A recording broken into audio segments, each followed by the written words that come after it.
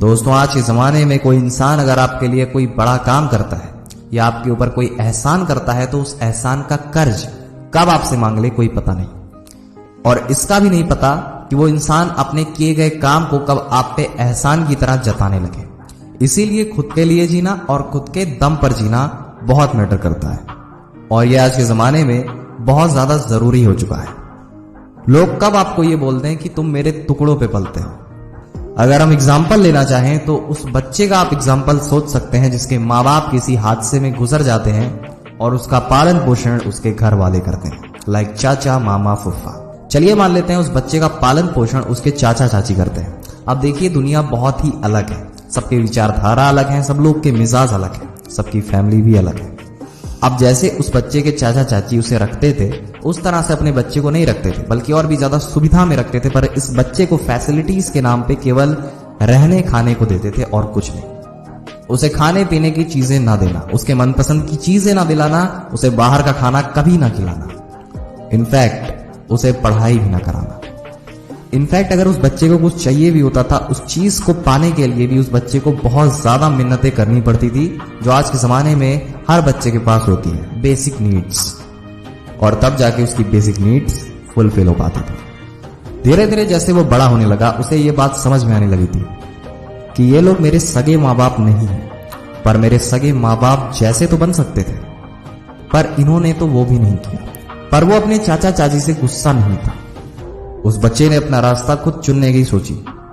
उसने सिंपली अपने पढ़ाई को ही अपना दोस्त बनाया। 15 साल की उम्र में वो बाहर निकल गया। उसने बहुत ही काम किया, उसने मजदूरी की, अपने पढ़ाई का खर्च निकाला और पढ़ाई किया। एक दिन वो एक टीचर के पास जाता है और बताता है कि मैं पढ़ाई में तो बहुत ही अच्छा हूं, पर मेरे पास रिसोर्सेस नहीं है, इसीलिए मैं अपने से छोटे क्लास वाले बच्चों को ट्यूशन देके अपना फीस निकालना चाहता हूं, ताकि स्कूल वाले मुझे स्कूल से ना निकाले और मैं अपनी पढ़ाई को कंटिन्यू कर सकूं। लेकिन मुझे ये बात पता है कि कोई बच्चा अगर मैं सबसे बोलने जाऊंगा तो सब मुझे पागल समझेंगे, इसीलिए मैं चाहता हूं कि आप मेरा परीक्षा लें, और अगर मैं उस परीक्षा में पास हो जाता हूं तो आप अपने बच्चों से कहिए कि बच्चे मुझसे कोचिंग लें। अब टीचर पहले बहुत ही ज्यादा दुविधा में पड़ जाता है, फिर वो धीरे से सोचता है और फिर उसे एक क्वेश्चन देता है सॉल्व करने के लिए।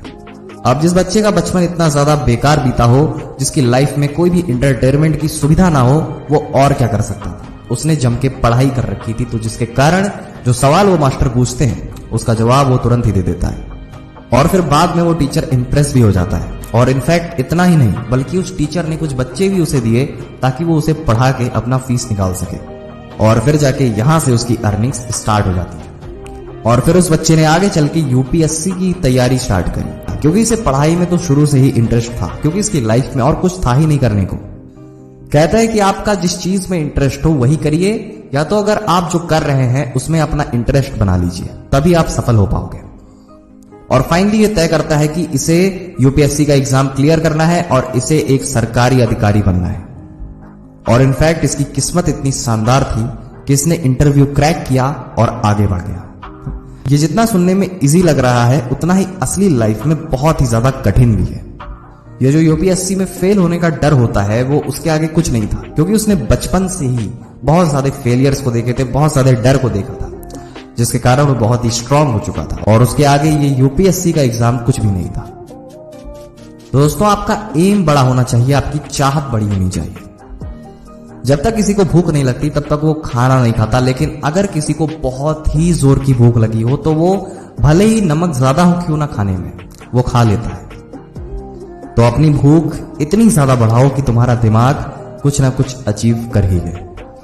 इसीलिए अपनी भूख इतनी ज्यादा बढ़ाओ कि तुम्हारा दिमाग इधर उधर ना भटके, अपने लक्ष्य पे ही कॉन्सेंट्रेट कर रहा है। आप कैसी लाइफ जी रहे हैं और आप कैसी लाइफ जिएंगे वो टोटली आपके ऊपर ही डिपेंड करता है, क्योंकि अभी आप जहां पे भी हैं आप ही की वजह से हैं, क्योंकि आपने ही ऐसा कर्म किया जिसकी वजह से आप यहाँ पे आ पाए। और जब आपकी डिजायर बहुत बड़ी हो जाएगी, आपको अंदर से आवाज आएगी कि मुझे अब ऐसे नहीं जीना है, मुझे कुछ करके दिखाना है, तो डेफिनेटली आप सफल हो जाओगे। देखिए, ये मैटर नहीं करता कि आपके बाप दादा ने कितनी ज्यादा जायदाद आपके लिए छोड़ रखी, अगर आप काम भी ना करें फिर भी आप बैठ के खा लेंगे। अगर आप ऐसा सोचते हैं तो जिंदगी में लिख के ले लो, कभी सफल नहीं हो पाओगे। जो भी आपने करने का सोचा है उसे पहले अच्छे से उसके बारे में डीप रिसर्च करिए कि हाँ, आप इसको ही आगे ले जा सकते हो और इस काम में आपका मन लगता है। लोग कंफ्यूज रहते हैं कि मैं इस काम में भी अच्छा हूं, मैं उस काम में भी अच्छा हूं, लेकिन मैं डिसाइड नहीं कर पा रहा हूं कि मैं किसमें बहुत ज्यादा अच्छा हूं और मैं क्या करूं। तो कहने का मतलब साफ है कि आप जिसमें एकदम शार्प हैं, जिसमें आप बहुत ज्यादा गलती कर ही नहीं सकते, वो काम आपके लिए बेस्ट है। जिस काम में आपका मन लगता है उसे अपनी ताकत बनाइए, उसी को ही अपना मास्टर हथियार बनाइए जिससे आप अर्निंग कर सकते हैं। और अगर आप ऐसा करने में सक्षम हैं तो यही आपका काम है। दोस्तों, हम उम्मीद करते हैं कि आपको आज की वीडियो से कुछ सीखने को मिला होगा, और अगर हाँ तो वीडियो को लाइक करिए, चैनल को सब्सक्राइब नहीं किया है तो चैनल को सब्सक्राइब करके बेल आइकन को दबाइए। अभी के लिए जय हिंद, वंदे मातरम।